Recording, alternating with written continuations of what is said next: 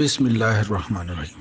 جنگ خیبر 7 ہجری 24 رجب کو فتح خیبر اور حضرت جعفر طیار کا حبشہ سے واپس آنا۔ بنی نذیر اپنی عید شکنی کی بنیاد پر مدینے سے نکالے جا چکے تھے۔ بنی قریظہ کو جنگ احزاب کی مشرکین کی مدد کرنے کی سزا میں شہر بدر ہونا پڑا، جس کے بعد تمام یہودیوں میں اسلام سے انتقام لینے کا جذبہ پیدا ہو گیا اور میثاق مدینہ سے باہر نکل گئے۔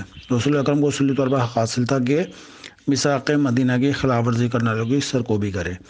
جس مقام پر قلعہ بند ہو جائے اسی پر بنا پر آپ نے خیبر کا رخ کیا، ورنہ اسلام اپنی پالیسی کے اعتبار سے بظاہر غیر علاقے میں جا کر جنگ کرنے کا قائل نہیں، اگرچہ قانونی طور پر اسے دین و خدا کے لیے ہر علاقے میں جنگ چھیڑنے کا اختیار حاصل ہے کہ اس کے خدا کے لیے کوئی علاقہ غیر نہیں۔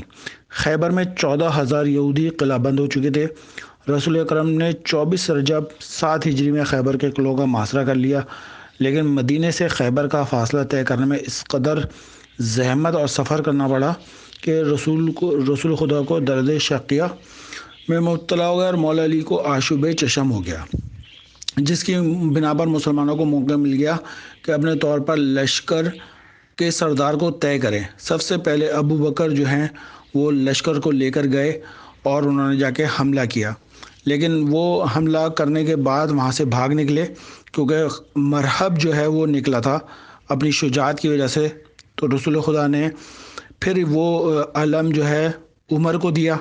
عمر بھی تھوڑی دور تک گئے اور بھاگ آئے اور لشکران کو بزدل کہہ دیا، اور لشکر کو رسول خدا نے فرمایا کہ اب میں علم اس کو دوں گا جو اس کے ہاتھ میں دوں گا جو خدا اور رسول کو دوست رکھتا ہوگا، خدا اور رسول اس کو دوست رکھتے ہوں گے، وہ جنگ میں بڑھ بڑھ کر حملے کرنے والا ہوگا، وہ بھاگنے والا نہیں ہوگا، پیٹھ پھیرنے والا نہیں ہوگا، خدا اسی کے ہاتھ پر فتح نصیب فرمائے گا۔ یہ سن کر تمام صحابہ کی تمناؤں میں سوئے کہ شاید کل علم اس کو مل جائے۔ صبح کو سبھی اسی آرزو میں رسول خدا کی خدمت میں دوڑے، لیکن مولا علیہ السلام کیونکہ ان کی آنکھوں میں درد تھا تو انہوں نے فرمایا مولا علی کہاں ہیں؟ تو حضرت علی علیہ السلام کو بلایا گیا اور مولا علیہ السلام کو وہ علم دیا گیا۔ رسول خدا نے روز خیبر انصار کا علم سعد بن عبادہ کو دیا۔ وہ یہودیوں کے مقابلے پر گئے اور بھاگ آئے اور زخمی ہو گئے تھے۔ رسول خدا نے 3 مرتبہ فرمایا کیا مہاجرین اور انصار ایسے ہی کرتے ہیں؟ آخر فرمایا کہ اب میں علم اس کو دوں گا جو بھاگنے والا نہ ہوگا، وہ خدا اور رسول کو دوست رکھتا ہو، خدا رسول اس کو دوست رکھتے ہوں گے۔ مولا علیہ السلام کی آنکھوں پر کیونکہ آشوب تھیں، رسول خدا نے اپنے آب دہن مبارک ان کی آنکھوں میں ڈالا، جن سے مولا علیہ السلام کی جو ہے وہ آنکھیں ٹھیک ہو گئیں، اور فرمایا اے علی یہ کہ جاؤ، جبرائیل تمہارے دائیں طرف ہیں، میکائیل بائیں جانب ہیں، اسرائیل تمہارے آگے، اسرافیل تمہارے پیچھے ہیں، اور میری دعا ہے تمہارے ساتھ ہے۔ مولا کائنات نے قلعہ کو فتح کیا اور قلعہ کے دروازے توڑ کر 40 ہاتھ دور پھینک دیا۔ مولا کائنات کو بھیجنے سے پہلے مولا علی علیہ السلام کے سر پر امامہ باندھا، اپنے کپڑے ان کو پہنائے اور ان کو اپنے ٹیٹو پر سوار کیا۔ رسول خدا نے خیبر جانے سے پہلے عمرو بن امیہ ضمیری کو نجاشی بادشاہ حبشہ کے پاس پیغام دے کر بھیجا اور اس کو اسلام کی دعوت دی۔ جناب جعفر طیار ان ہمراہیوں کے ساتھ تھے۔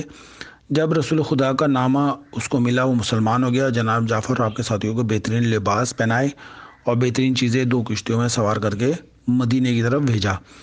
جناب جعفر فتح خیبر کے روز رسول خدا کی خدمت میں پہنچے اور رسول خدا نے کہا کہ اے کاش تم تھوڑی دیر پہلے آ جاتے تو تمہارا بھی حصہ ہوتا۔ روز فتح خیبر رسول خدا کو جناب جعفر کے آنے کی خبر پہنچی۔ آپ نے فرمایا کہ ان دونوں غنیمتوں میں سے میں کس پر زیادہ خوشی اور مسرور ہوں، خیبر کی فتح پر یا جعفر کی واپسی پر؟ اسی اثنا میں حضرت جعفر نمودار اور جب ان پر رسول خدا کی نظر پڑی آپ اٹھ کھڑے ہوئے اور آپ نے قدم بڑھا کر پیشوائی کی اور ان کو سینے سے لگایا اور ان کی دونوں آنکھوں کے درمیان بوسہ دیا اور فرمایا اے جعفر کیا تم چاہتے ہو میں تمہیں کچھ دوں؟ کیا چاہتے ہو کہ کوئی بہتر چیز تم کو دوں؟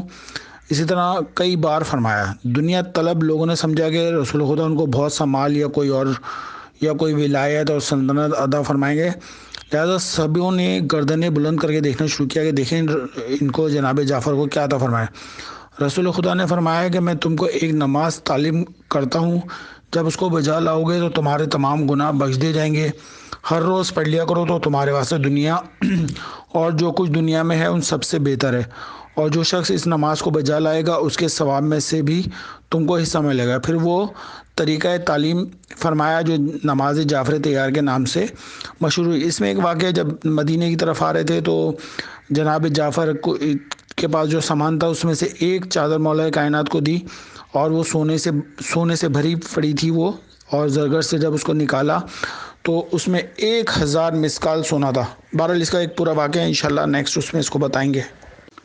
مولا کائنات نے خط سہل بن حنیف انصاری کو لکھا، اور اس میں لکھا: خدا کی قسم، جس وقت میں نے در خیبر کو اکھاڑا اور اپنے پیچھے 40 ہاتھ دور پھینک دیا، وہ اپنی جسمانی قوت اور غذائی طاقت نہ تھی بلکہ ملکوتی طاقت سے مجھے مدد دی گئی تھی، اور میرے پروردگار سے نور، میرا نفس منور ہوا تھا، اور میں احمد سے ایک چراغ کے طور پر تھا جو چراغ سے جلایا گیا ہو۔ خدا کی قسم، اگر تمام عرب ایک دوسرے کے مددگار ہو جاتے اور مجھ سے جنگ کرتے تب بھی میں یقیناً رخ نہ پھرتا اور نہ بھاگتا۔ اگر مجھے فرصت ملے گی تو منافقوں کے سر کو ان کے جسموں سے جدا کر دوں گا، اور جس کو موت کی پرواہ نہیں ہوتی وہ ہمیشہ موت کی آرزو کرتا رہتا ہے، وہ جنگ سے کیا ڈر سکتا ہے۔ خیبر کے اندر مولا کائنات کے سامنے 4 بڑے پہلوان آئے۔ ایک مہرب آیا۔ اب مہرب کے بارے میں سدائے نے کہا تھا کہ حیدر کے سامنے مت لڑنا، اور یہ بھاگ گیا تھا مہرب، لیکن شیطان جو ہے علماء کے روپ میں آیا اور اس کو کہا حیدر تو بہت سارے ہو سکتے ہیں۔ بالآخر یہ آیا اور پھر اس کے 2 ٹکڑے ہو گئے۔ انتر آیا، حارث آئے، یاسر آیا۔ یہ سارے پہلوانوں کا خاتمہ کیا اور خیبر کے تمام قلعوں کو فتح کیا، اور ہمیشہ ہمیشہ کے لیے فاتح خیبر کے لقب سے ملقب ہو گئے مولا کائنات۔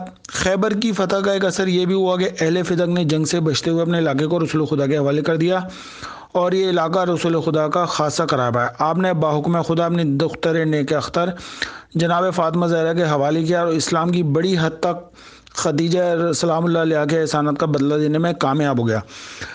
فدق مدینے سے 2 دن کے فاصلے پر 7 قطعات اراضی کا مجموعہ تھا جس کی آمدنی لاکھوں میں تھی۔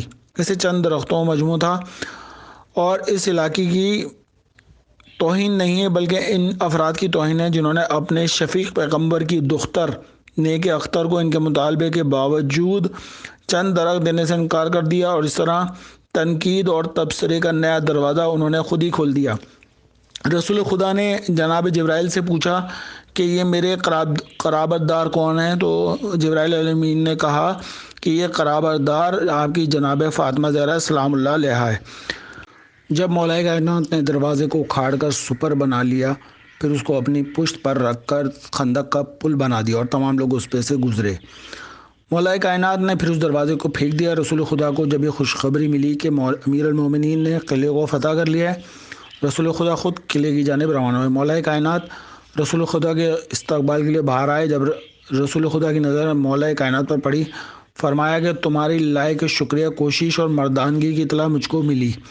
خدا تم سے راضی ہے اور میں تم سے خوشنود ہوں۔ یہ سن کر مولا کائنات کے آنسو نکل آئے، اور پیغمبر نے پوچھا یا علی روتے کیوں ہو؟ عرض کی خوشی کے آنسو ہیں کیونکہ آپ نے بشارت دی ہے خدا اور اس کا رسول مجھ سے راضی ہیں۔ اس جنگ کے ختم ہونے کے بعد جو عورتیں گرفتار ہوئیں ان میں صفیہ دختر حیی بھی گرفتار ہو کر آئیں، جن کو بلال کے حوالے کیا مولا کائنات نے کہ ان کو رسول خدا کے پاس پہنچا دیں، اور انہی سے جو ہے پھر رسول خدا نے شادی کی تھی۔ جناب صفیہ نے پہلے کنانہ بن ربیع بن ابی الحقیق کی شادی ہوئی تھی۔ صفیہ نے ایک رات خواب میں دیکھا تھا کہ چاند ان کی گود میں آ گیا ہے، یہ پورا واقعہ ہے، اور یہ خواب اپنے شوہر سے بیان کیا۔ اس نے ان کے منہ پر تماچا مارا جس سے ان کے رخسار سیاہ ہو گئے، اور کہا یہ تمنا رکھتی ہے کہ محمد صلی اللہ علیہ وسلم بادشاہی حجاز تجھ کو لے کر آئیں گے۔ حضرت نے جب ان کے چہرے پر اس تماچے کا اثر دیکھا تو پوچھا تمہارا منہ کیوں سیاہ ہے؟ تو انہوں نے پورا واقعہ بیان کیا رسول خدا کو۔